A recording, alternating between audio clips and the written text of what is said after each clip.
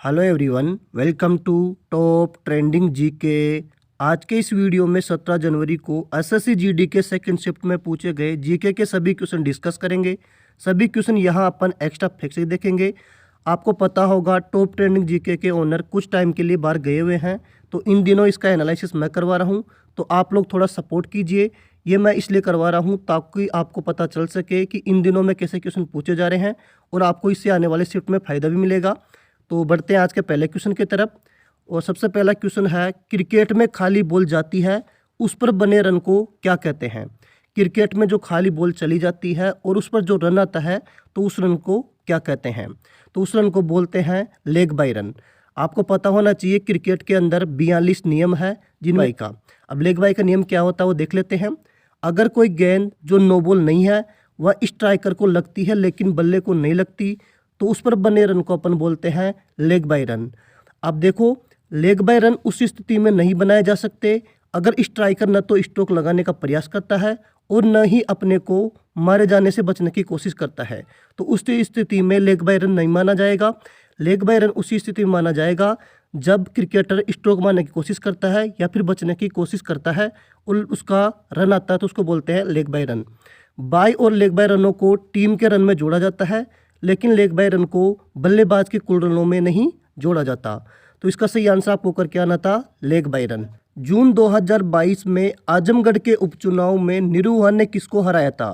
तो आपसे पूछा था जून 2022 में यूपी के आजमगढ़ में जो उपचुनाव हुए थे उसमें निरुआ ने किसको हराया था। तो इसका सही आंसर आपको करना था धर्मेंद्र यादव। यूपी में लोकसभा उपचुनाव में बीजेपी ने जीत हासिल की थी और इसमें जीते थे दिनेश लाल यादव यानी निरुआ जी, और इन्होंने अखिलेश यादव के चचेरे भाई यानी धर्मेंद्र यादव को हराया था। तो सही आंसर आपको करके आना था धर्मेंद्र यादव। नेक्स्ट क्वेश्चन है, श्री बसवराज बोम्मई किस राज्य के मुख्यमंत्री है। तो इसका सही आंसर हो जाएगा कर्नाटक।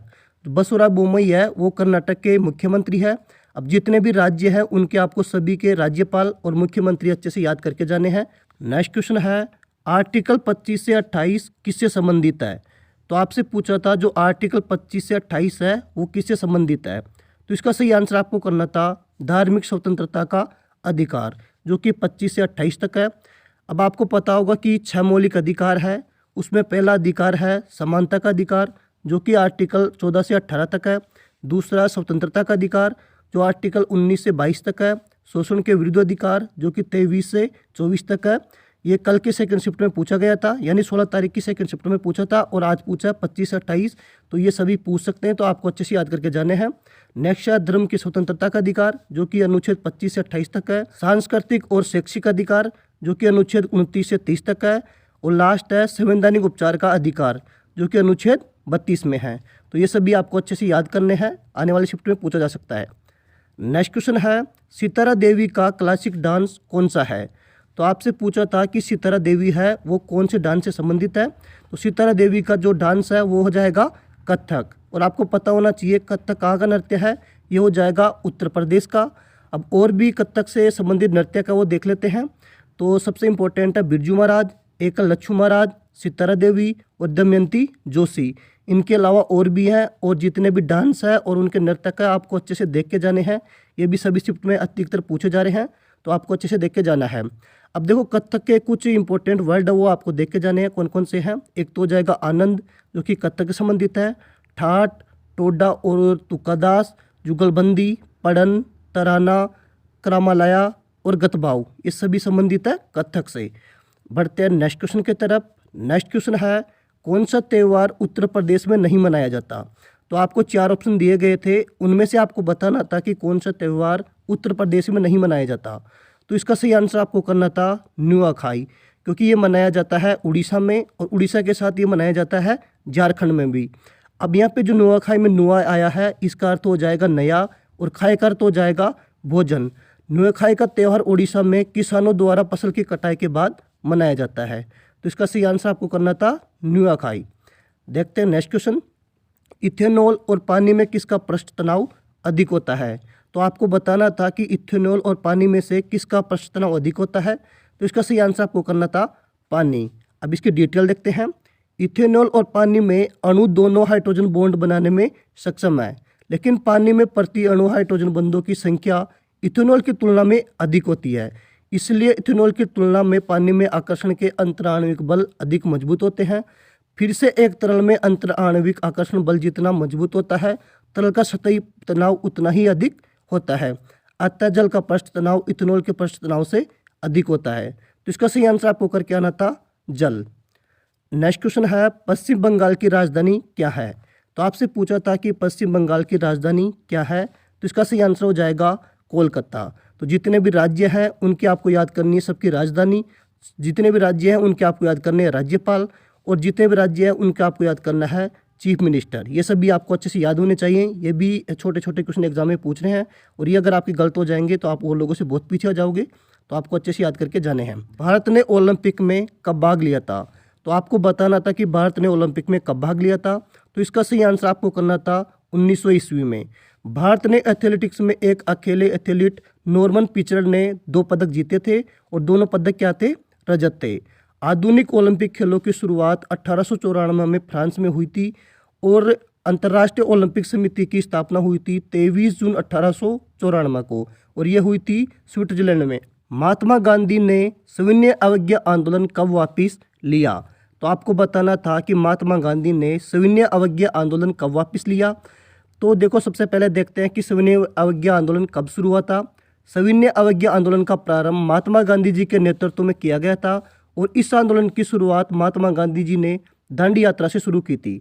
गांधी जी और साबरमती आश्रम के 78 अन्य सदस्यों ने 12 मार्च 1930 से अहमदाबाद से 241 मील दूर स्थित किसी गांव के लिए यात्रा प्रारंभ की थी, और सविनय अवज्ञा आंदोलन वापस लिया गया था 1934 में। तो इसका सही आंसर आपको करना था 1934 में। बढ़ते हैं नेक्स्ट क्वेश्चन की तरफ। नेक्स्ट क्वेश्चन है, विद्युत अपघटन में कौन सी अभिक्रिया होती है? तो आपको बताना था कि विद्युत अपघटन में कौन सी अभिक्रिया होती है। तो सबसे पहले जानते हैं कि विद्युत अपघटन होता क्या है। जब किसी विद्युत अपघटन के विलायक में विद्युत धारा प्रवाहित करते हैं तो इलेक्ट्रोड पर पदार्थ इकट्ठे हो जाते हैं, और इसे ही बोलते हैं विद्युत अपघटन। जैसे जल में विद्युत धारा प्रवाहित की जाती है तो जल के अणु हाइड्रोजन और ऑक्सीजन में विघटित हो जाते हैं, और इसे ही बोलते हैं जल का विद्युत अपघटन। सन 1834 में फेराडे के विद्युत अपघटन के 2 नियम दिए थे। तो अब देखते हैं पहला नियम क्या था। विद्युत अपघटन में विद्युतधाग्रोह यानी इलेक्ट्रोड्स पर जमा हुए पदार्थों की मात्रा धारा की मात्रा के समानुपाती होती है। धारा की मात्रा का अर्थ आवेश से है, न कि विद्युत धारा से। अब देखते हैं फेराडे का विद्युत अपघटन का दूसरा नियम। धारा की मात्रा समान होने पर विद्युतधाग्रोह पर जमा या हटाए गए पदार्थों की मात्रा उस तत्व के तुल्यांकी भार के समानुपाती होती है। तो ये थे फेराडे के 2 विद्युत अपघटन के नियम। नेक्स्ट क्वेश्चन आपसे पूछा गया था, शुंग वंश का संस्थापक कौन है? तो आपको बताना था कि शुंग वंश का संस्थापक कौन है। तो शुंग वंश का संस्थापक हो जाएगा पुष्यमित्र शुंग। तो इसका सही आंसर करना था पुष्यमित्र शुंग, और यह शासक बना था 185 ईस्वी में, और इन्होंने 36 वर्षों तक शासन किया था। और इन्होंने मौर्य वंश का अंतिम राजा था बृहद्रथ, और ये इसी का सेनापति था, और इन्होंने बृहद्रथ को मारकर पुष्यमित्र शुंग ने शुंग वंश की स्थापना की थी। अब जितने भी वंश है उनके शासक देखते हैं कि कौन से वंश की स्थापना किसने की है।